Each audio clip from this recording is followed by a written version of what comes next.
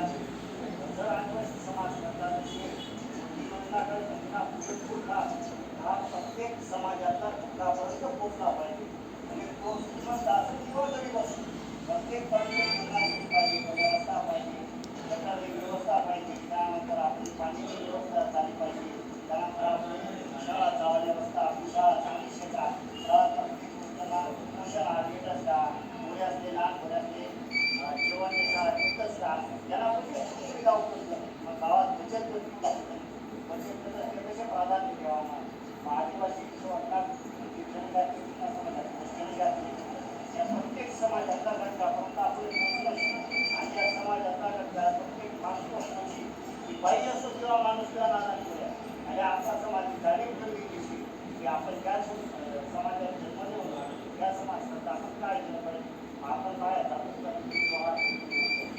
तिथे वारली व्यक्ती आदिवासी वारली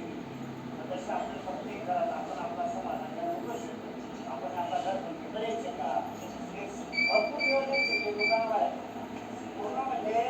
आपले मॉडेल आचार शास्त्री केंद्र शास्त्री 1,00,000 गावं निवडण्याचे तो म्हणजे 2,000